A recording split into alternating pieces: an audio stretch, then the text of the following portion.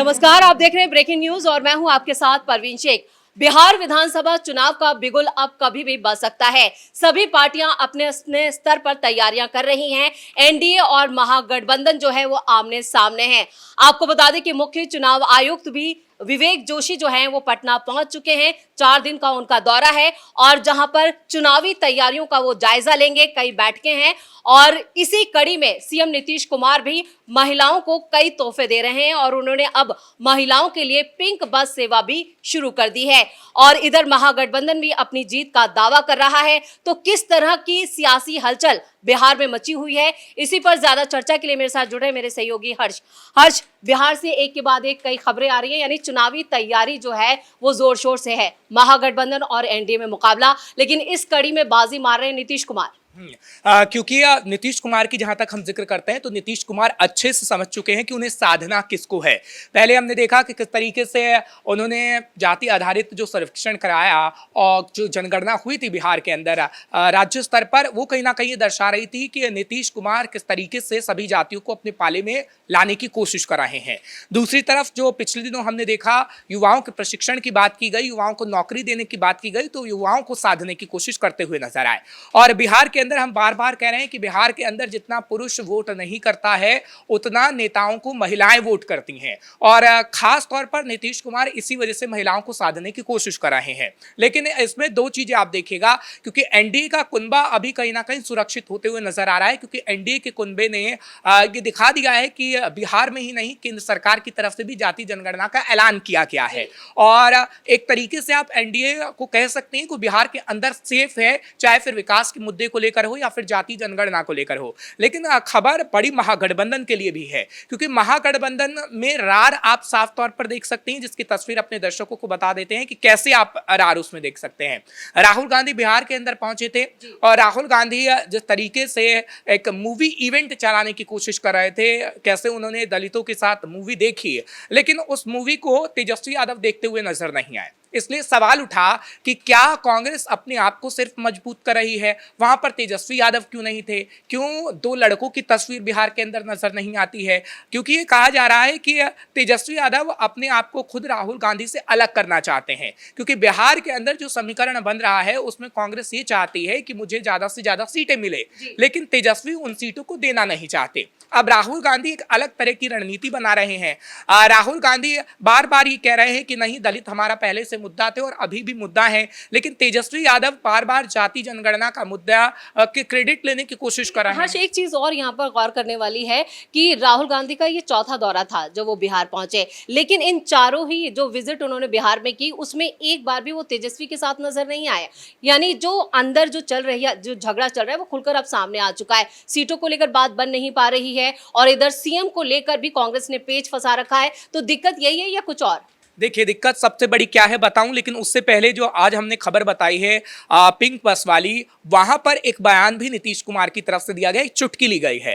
दरअसल उनसे पूछा गया कि महागठबंधन भी तैयारी कर रहा है, तो उन्होंने बोला कि जाइए मंच पर देखिए, आपको तैयारी पता लग जाएगी। यानी वो राहुल गांधी के दौरे पर ही तंज कसना चाहते थे कि कैसे राहुल गांधी और तेजस्वी अलग अलग नजर आ रहे हैं, क्योंकि सीट बंटवारे का फॉर्मूला अभी बन नहीं पा रहा है। और अगर सीट बंटवारे का फॉर्मूला नहीं बनता तो हम देख सकते हैं कि एक ऐसा वक्त भी आ सकता है जब महागठबंधन से कांग्रेस कहीं गायब ना हो जाए, क्योंकि कांग्रेस अपने आप को मजबूत इसलिए करना चाहती है। बिहार के अंदर जब हमने देखा था कि पूरा लोकसभा चुनाव हुआ तो बिहार के अंदर थोड़ी स्थिति मजबूत होती हुई कांग्रेस की नजर आई, और कांग्रेस ये चाह रही है कि विधानसभा चुनाव में भी उसका भला हो जाए। लेकिन ऐसा नहीं हो सकता, क्योंकि बिहार के अंदर एक समय में कांग्रेस रहा करती थी, कांग्रेस की सरकार चला करती थी, लेकिन फिर उसे आरजेडी की बैसाखी की जरूरत पड़ गई और उसी बैसाखी के सहारे वो चलती आई है, चाहे फिर लालू यादव का समय हो या फिर तेजस्वी यादव का समय हो। और अभी भी कांग्रेस को बैसाखी की जरूरत है। लेकिन मतलब आप ये कहना चाह रहे हैं कि अभी चुनावों का ऐलान, तारीखों का ऐलान होता है, उससे पहले ही महागठबंधन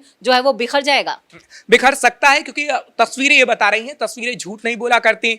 आपने ही खुद कहा कि 4 बार जब दौरा राहुल गांधी का हुआ तो उसमें तेजस्वी यादव क्यों नजर नहीं आए। हमने देखा था कि अभी भी दलितों का मुद्दा होता था लोकसभा चुनाव के अंदर, तो राहुल गांधी तेजस्वी यादव एयरप्लेन में हो या फिर जमीन पर हो नजर आते थे, लेकिन अब वो कहां गया। आरजेडी ये चाहती है कि बिहार में सबसे ज्यादा सीटों पर वही लड़े और आगे आने वाले समय में वो सरकार बनाए और कांग्रेस को वो निचले स्तर पर ढकेल देना चाहती है। लेकिन राहुल गांधी ऐसा नहीं चाहते हैं, क्योंकि कांग्रेस के अंदर हमने देखा था कि कैसे कांग्रेस के बिहार में ही अध्यक्ष का चुनाव नहीं हुआ करता था और ऐसा 7 बार हुआ। लेकिन अब अल्लाह को जो लाया गया है वो यही दर्शाता है कि कैसे बिहार के अंदर कांग्रेस अपने आप को मजबूत करने की कोशिश कर रहे हैं। लेकिन हाँ, बयानों से भी ये नजर आता है, क्योंकि लालू यादव एक तरीके से सीएम फेस को बता चुके हैं। लेकिन लालू यादव की रणनीति भी ना फेल होती हुई नजर आ रही है कांग्रेस पर। इस बार उनका जो राहुल गांधी पर जो अब तक वो दांव चलते आए थे, या फोन करके हड़का दिया, या किसी भी तरह का उनका दिल्ली पटना से फोन गया, दिल्ली आया, सोनिया गांधी से बात की, राहुल पे दबाव बनाया,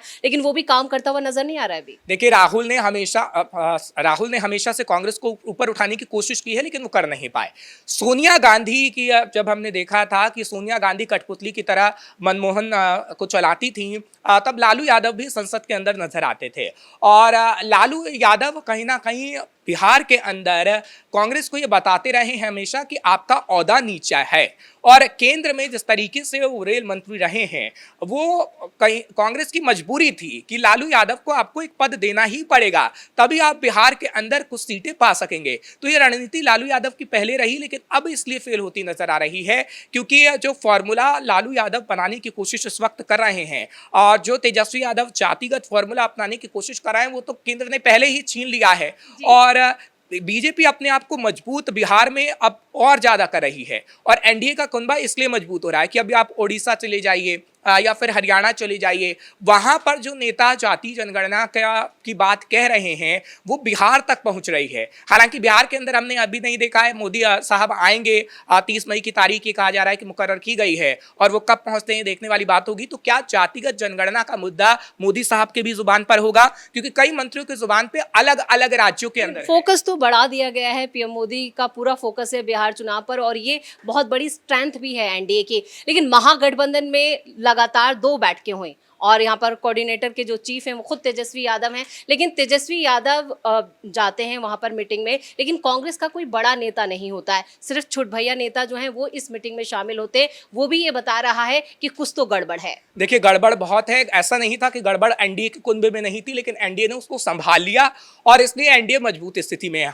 आपने खुद देखा था कि दिल्ली में किस तरीके से चिराग पासवान को मनाने के लिए पहुंचा गया, क्योंकि नीतीश ने पूरी जिम्मेदारी बीजेपी पर छोड़ दी थी। चाचा के साथ बनती नहीं है चिराग पासवान की, तो दिल्ली में मनाया गया चिराग पासवान को और आगे की रणनीति बनाई गई। लेकिन महागठबंधन में क्या हो रहा है, महागठबंधन में ना तो सीट बंटवारे पर कोई फॉर्मूला बन पा रहा है, ना सीएम फेस को लेकर कोई फॉर्मूला बन पा रहा है। और ऐसे ही अगर आगे चलता रहा तो महागठबंधन की नैया डूब जाएगी, क्योंकि जो राजनीतिक विश्लेषज्ञ हैं वो ये कहते हैं कि या तो ये रणनीति हो सकती है कि आप बिना फेस के ही चुनाव लड़ें और जिसकी सबसे ज्यादा सीटें आएंगी आप उस पार्टी का सीएम बनाइए। लेकिन दूसरी तरफ जब लालू यादव पहले से ये ऐलान कर देते हैं कि तेजस्वी यादव ही चेहरा होंगे, तो कहीं ना कहीं रार कांग्रेस और आरजेडी के बीच ज्यादा देखने को मिल सकता है। अभी देखिए, एक और मीटिंग ये कहा जा रहा है कि आगे आने वाले समय में बिहार के अंदर एक और मीटिंग होगी या फिर दिल्ली में भी हो सकती है, जो कांग्रेस की मीटिंग होगी उसमें यह तय किया जाएगा कि आखिर सीएम फेस कौन होगा।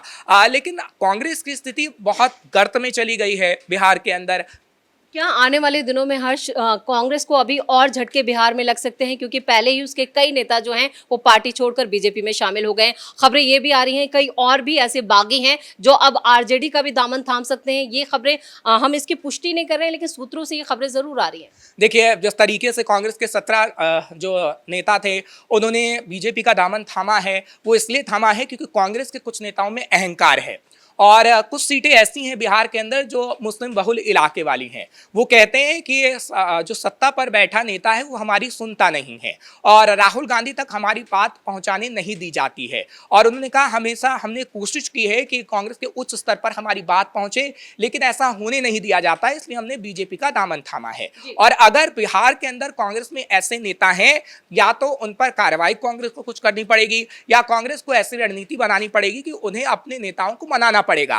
क्योंकि कहीं भी अगर किसी भी राज्य में आप देखेंगे तो कार्यकर्ता ही सबसे मजबूत बेस होता है और जेडीयू और बीजेपी का कार्यकर्ता इस वक्त मजबूत है बिहार के अंदर। लेकिन इस वक्त कांग्रेस का कार्यकर्ता निराश है कांग्रेस से। अब आप देखेंगे, अगर कार्यकर्ता निराश होगा तो कांग्रेस तो गर्त में जाना तय है और इससे जो मनोबल उठ रहा है वो आरजेडी का उठ रहा है। तो कांग्रेस कहां गई? गर्त में चली गई है। तो आप देखेंगे बिहार चुनाव जब होंगे बिहार साल के अंत में तो बड़ा बदलाव भी देखेंगे। चलिए, इस तमाम जानकारी के लिए बहुत बहुत धन्यवाद। तो बिहार चुनाव का बिगुल अब कभी भी बज सकता है, चुनाव की तारीखों का ऐलान जो है वो भी हो सकता है, लेकिन उससे पहले एनडीए और महागठबंधन की अगर तैयारियों की बात की जाए तो इसमें फिर महागठबंधन पिछड़ता हुआ नजर आ रहा है। खबरें तो ये भी आ रही हैं कि आने वाले दिनों में कांग्रेस को अभी कई बड़े झटके लग सकते हैं, क्योंकि तेजस्वी यादव उन्हें इतना स्पेस नहीं दे रहे हैं और जिस तरह से राहुल गांधी के साथ तेजस्वी यादव नजर नहीं आ रहे, उससे भी कई सवाल खड़े हो रहे हैं। यानी बिहार के सियासी समीकरण अभी और तेजी से बदलेंगे और इसमें सबसे ज्यादा जो बुरी स्थिति नजर आ रही है वो कांग्रेस पार्टी की नजर आ रही है। अब क्या कांग्रेस अपने घर को दुरुस्त कर पाती है या नहीं, ये तो वक्त ही बताएगा। तो मेरे साथ बड़ी खबर में इतना ही। कैमरामैन कुणाल के साथ मैं परवीन शेख, कैपिटल टीवी।